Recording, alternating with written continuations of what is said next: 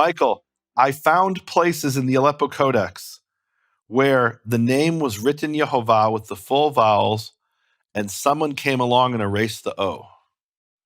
No one was more shocked about this than I was. Now, I did a teaching a few years ago. I went to Israel and I met with the top expert in the world. I should say he was the top expert in the world in the 1980s. One of the top experts, anyway, of the Aleppo Codex. He spent years studying the photographs of the Aleppo Codex. And I asked him about the places where, in my view, the scribe had accidentally put in the cholam and gave us the full vowels. Just to back up, in most instances in the Aleppo Codex, in 5 of the 6 key manuscripts, God's name is written Yeh, Va, and there's a missing vowel. And then I found in about 50 places in the Leningrad, in Sassoon 1053, in the Aleppo, Damascus Crown's an exception because in Damascus Crown it's over 1,000 places, right? So there you can't say it's an accident. There the scribe intentionally put in the cholam. No question about it. It's an exception when he doesn't put in the cholam, when he doesn't spell it Yehovah with the full vowels. But in the other 5 of the other 6, it's very rare where every once in a while the scribe puts in the full vowels. And my suggestion has been for years that the scribe accidentally put it in because he knew that's how it's pronounced. And in his head, he was pronouncing it. So he put in the O. So I asked this man a few years ago, who was one of the great experts of the Aleppo Codex. And he said, well, from what he remembers working in the 70s and 80s with the actual, not photographs, but with the actual codex, what he remembers is they never erased a single vowel or a single accent of the name. And I said, that solves it. They accidentally put in the O, and then they weren't allowed to erase it. And one of the purposes of my research, Michael, was to verify him, was to prove him right.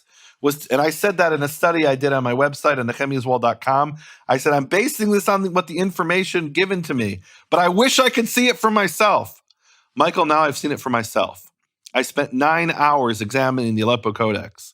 I checked every single place where it has full vowels, and I found not only did they erase vowels in some instances, in other words, it said Yehovah with the O, and somebody came along and erased the O, because that was the standard way of writing it without the O.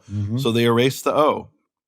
Not only did they erase the accents, not only did they erase the vowels, I found 5 places where they erased the actual letters Yud, He, Vav, He.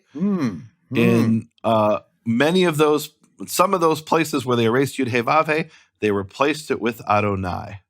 And maybe we'll talk about that next time. That's a whole topic unto itself. So I want to save that. But what I had said before was based on the information I was given. And I even said at the time in the study I put on my website, I wish I could see it for myself. And now I've seen it for myself, not only with the naked eye, but with ultraviolet and infrared. So here's the point. There were places they wrote Yehovah with the full vowels, and they took out that vowel they were supposed to hide. So why then did they leave it in a number of instances, approximately 7 instances? Why did they leave it in? So there's a few possibilities. One is they left it in because it didn't bother them too much.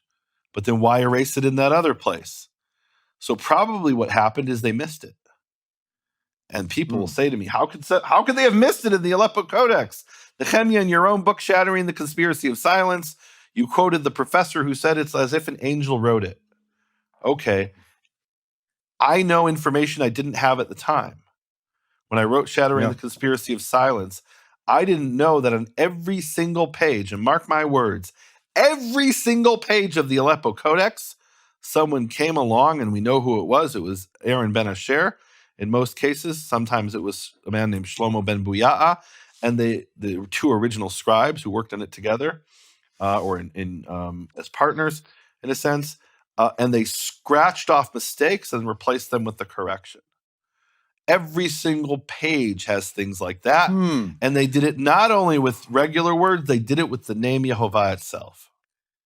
And this is something you couldn't see without direct examination with the microscopic? So to be fair, before I examined it directly, I found out that, and I knew about this several years ago when I did the teaching, I found out that there was a database that had been prepared and the rumors of database were greatly exaggerated. The database was actually a pile of papers this high, handwritten notes by 3 scholars who spent several years examining the direct images, not just images, sorry, the direct pages of the Aleppo Codex. And I was told by one of those 3 people who worked on it, he was the one who told me they never erased a vowel or an accent of God's name, of Yud He Vav He. Now, why would he say that? Because it was 40 years ago, he didn't remember. I got my hands on the database. Again, it's a pile of papers this high.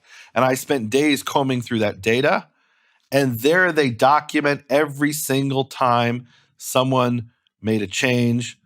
And there isn't a page, not a single page of the Aleppo Codex that doesn't have corrections. And that actually makes sense. Maimonides, the great rabbi of the 12th century in Cairo, he mentions the Aleppo Codex. It wasn't called the Aleppo Codex then. It was called the manuscript of the 24 books, meaning of the Tanakh, here in Cairo. And he says, Ben Asher proofread it many times for many years. When you proof something, you find mistakes. Right. And so what Maimonides said in the 12th century, we can now verify 100%. So the reason I asked to get direct access to the Aleppo Codex is I now had a tool that these scholars in the 70s and 80s didn't have. They didn't have a handheld microscope with a special base that has ultraviolet and infrared. Michael, it was an incredible experience. I was so blessed.